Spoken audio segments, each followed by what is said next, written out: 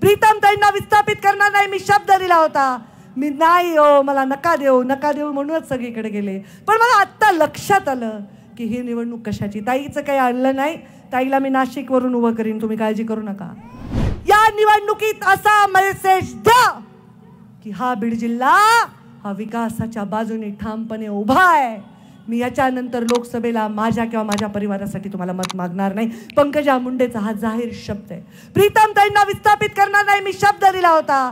मी नाही हो, मला नका देऊ म्हणूनच सगळीकडे गेले. पण मला आत्ता लक्षात आलं की ही निवडणूक कशाची. ताईचं काही आणलं नाही. ताईला मी नाशिकवरून उभं करीन, तुम्ही काळजी करू नका.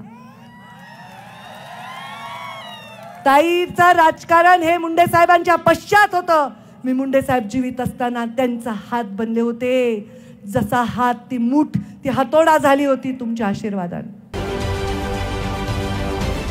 राजकारणातील प्रत्येक अचूक बातमीचे सर्वात आधी अपडेट्स मिळवण्यासाठी सरकारनामाच्या सर्व सोशल मीडिया प्लॅटफॉर्मला लाईक, फॉलो आणि सबस्क्राईब करा. तसंच सर्व नोटिफिकेशनसाठी बेल आयकॉन प्रेस करायला विसरू नका.